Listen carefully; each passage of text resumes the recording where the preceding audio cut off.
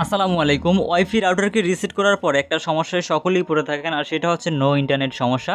আপনারা দেখতে পাচ্ছেন আমার মোবাইলে ওয়াইফাই কানেক্টেড আছে কিন্তু কোনো রকম ইন্টারনেট নেই। আমার ওয়াইফাই রাউটার ইন্টারনেট ছিল কিন্তু ওয়াইফাই রাউটার রিসেট করার পরে এখন আর ইন্টারনেট আসতেছে না। সো এটাকে সমাধান করার জন্য সর্বপ্রথমই ক্রোম ব্রাউজার অ্যাপে আসতে হবে। এরপর এখানে আপনারা সার্চ বার অপশনটা পেয়ে যাবেন, এটার উপরে ক্লিক করবেন।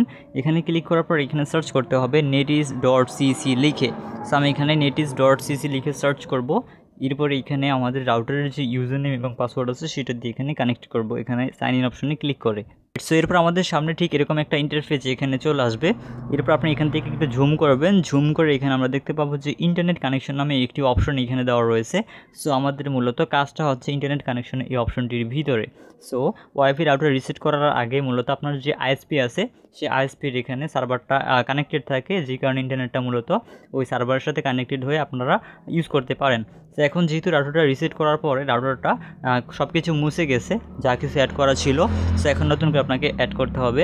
সো আমি এখান থেকে আমার যে সার্ভারটা আছে আইএসপি সেটাকে এখানে অ্যাড করব।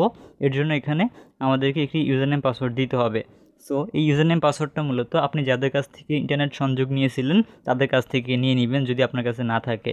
আর যদি থাকে তখন আপনি এখানে ইউজার নেমটা উপরে দিবেন, এরপর পাসওয়ার্ডটা নিচনে দিবেন।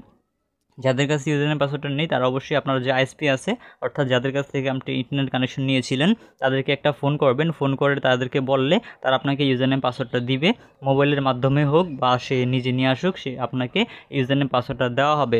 এরপর সেই ইউজার নেম পাসওয়ার্ডটা এখানে লিখবেন। যেমন এখানে আমি আমার যে ইউজার নেম পাসওয়ার্ডটা আছে সেটা লিখে দিচ্ছি। সো এখানে ইউজার নেম দেওয়ার পরে আমাদেরকে পাসওয়ার্ড টাইপ করতে হবে। আমি এখানে ইউজার নেম এবং পাসওয়ার্ড দুইটি দিয়ে দিয়েছি।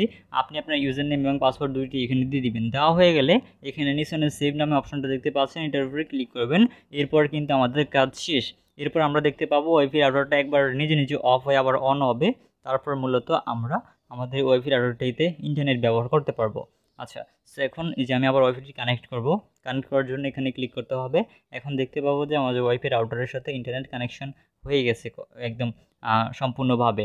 সো আমরা একটু ওয়েট করব। এখানে এই যে দেখতে পাচ্ছেন আমাদের এখানে কিন্তু ইন্টারনেট অলরেডি চলে আসছে। এই যে এখন দেখতে পাচ্ছেন ব্যাক অনলাইন, মানে আমাদের ইন্টারনেট চালু হয়ে গেছে।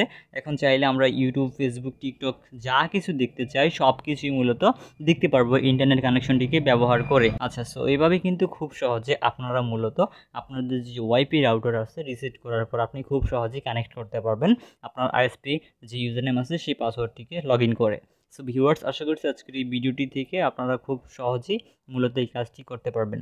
সো ভিডিও ভালো লাগলে লাইক দিবেন, কমেন্ট করবেন, চ্যানেলে নতুন হলে সাবস্ক্রাইব করে অবশ্যই আমাদের সাথেই থাকবেন। সো দেখা হবে পরবর্তী কোনো একটা নতুন ভিডিওতে।